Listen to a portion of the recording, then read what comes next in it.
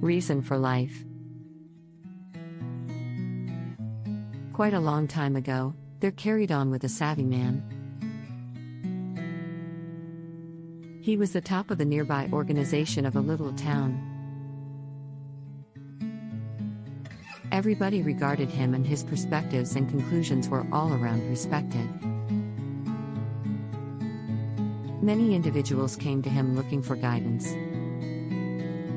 His child, in any case, was extremely lethargic and burned through his time dozing and investing energy with his companions. No measure of guidance or danger had any effect on him. He wouldn't change by any stretch of the imagination. The years passed, and with time blurred the young people of the savvy man. As he became older, he started to stress over his child's future.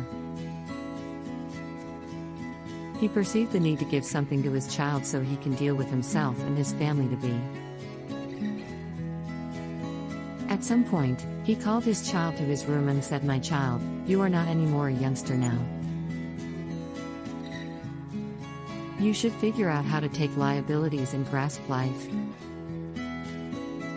I believe you should track down the genuine reason for your life, and when you find it, recollect it generally, and you will have an existence loaded with joy and satisfaction."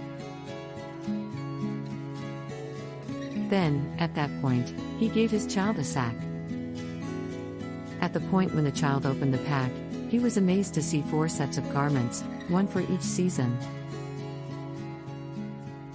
There likewise were some crude food, grains, lentils, minimal expenditure, and a guide. His dad proceeded, "I believe you should go get a fortune. I have drawn a guide of where the fortune is covered up. You really want to proceed to track down it." The child adored this thought. The following day, he enthusiastically set out on an excursion to track down the fortune. He needed to traverse borders, woodlands, levels, and mountains. Days transformed into many weeks, transformed into months. En route, he met many individuals. He was assisted by some with food and by some with cover. He additionally went over looters who attempted to burglarize him.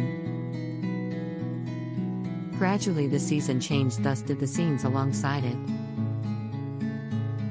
At the point when the weather conditions was upsetting, he stopped for the afternoon and proceeded with his excursion when the weather conditions cleared.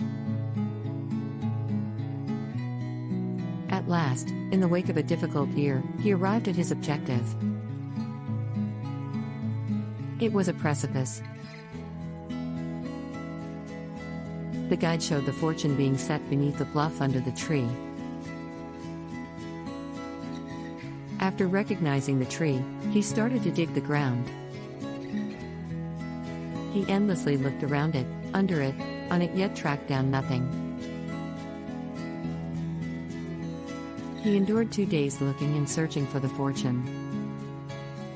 By the 3rd day, he was depleted to the point that he chose to leave. Disheartened over his dad's untruth, he made a beeline for his home. Coming back, he encountered similar changing scenes and seasons. This time, notwithstanding, he stopped to partake in the sprouting blossoms in spring and the moving birds in storm. He remained in places just to watch the sun set in heaven or to appreciate lovely summer nights. Since the provisions he conveyed were over by then, he figured out how to chase and make game plan for his dinners. He likewise figured out how to sew his garments and asylum himself. He was currently ready to as needs be decide the hour of the day by the place of the sun and plan his excursion. He likewise figured out how to shield himself from wild creatures. He met similar individuals who had helped him before. This time he remained a couple of days with them and aided them in some or the alternate manner to reimburse them. He understood that they were so good to a conventional bystander who didn't bring anything to the table to them consequently. At the point when he arrived at home, he understood it had been a long time since he left the spot. He strolled straight into his dad's room. "Father," he said. The dad quickly leapt to his feet and embraced his child. "So how was your excursion, my child? Did you track down the fortune?" he inquired. "The excursion was entrancing, Dad. In any case, pardon me for I couldn't track down the fortune. Perhaps someone took it before I came to." He astounded himself by what he recently said. He wasn't angry at his dad. All things considered, he was requesting absolution. "There wasn't any fortune in the absolute ahead of everyone else, my child," Father addressed, grinning.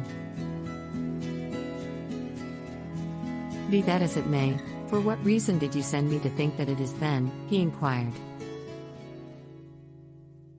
"I will without a doubt explain to you why, yet first you tell me, how was your excursion to the spot?"